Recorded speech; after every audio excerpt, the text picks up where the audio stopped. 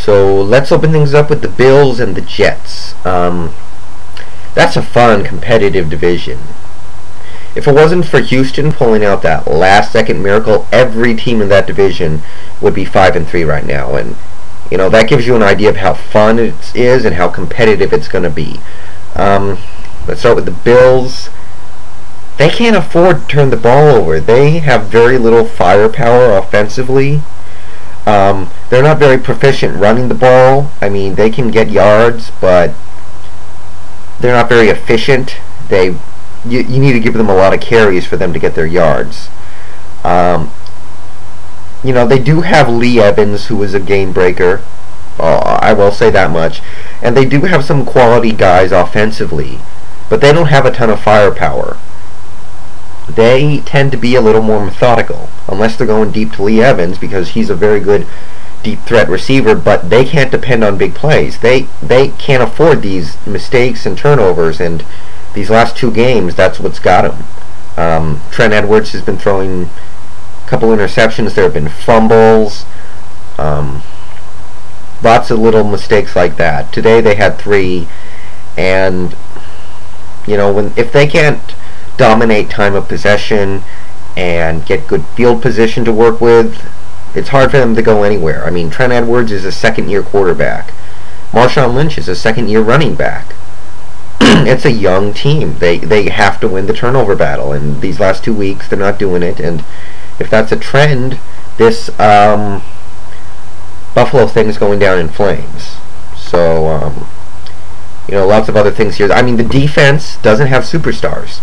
They get by playing well together, and somebody steps up and makes a play. Today, Jabari Greer did have that pick 6, but they couldn't stop the run. They couldn't, other than that one pick 6, they couldn't force turnovers. They had a hard time stopping the Jets when they really needed to near the end there.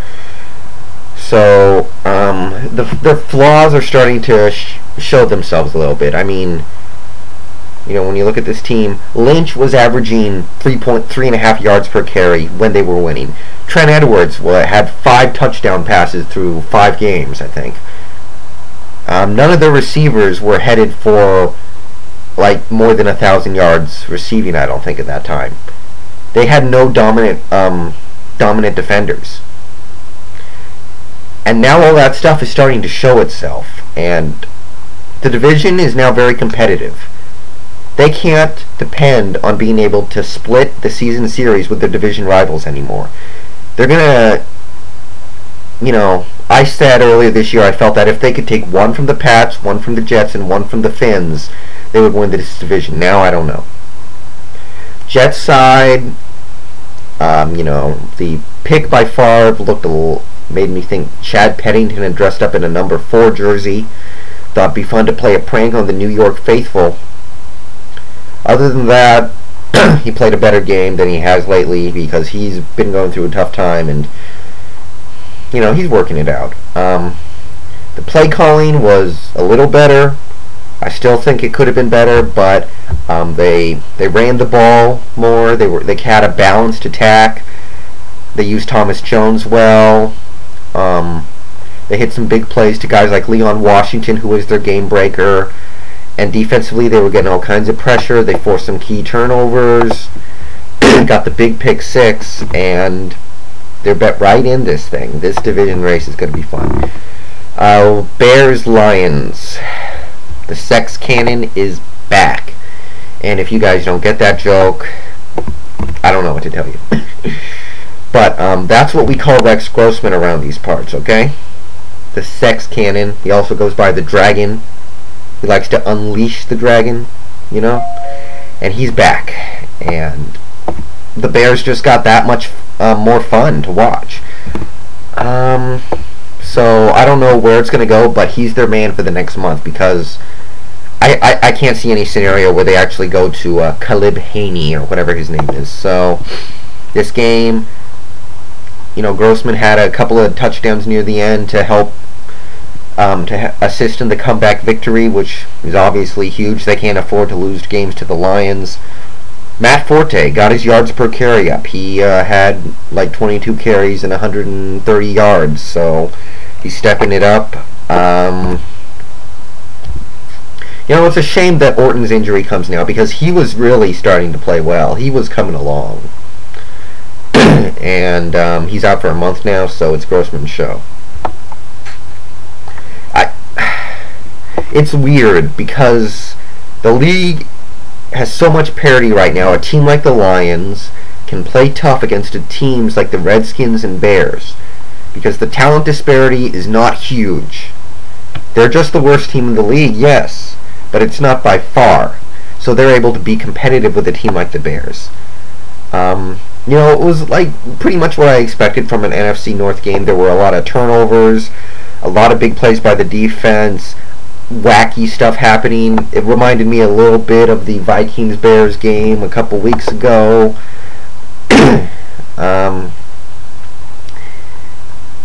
Calvin Johnson is a man-child.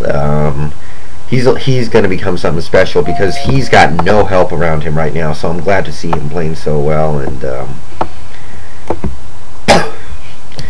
there's not a ton to say about this game beyond the implications of Rex Grossman going down. So Bears win. They come from behind, look a little iffy doing it.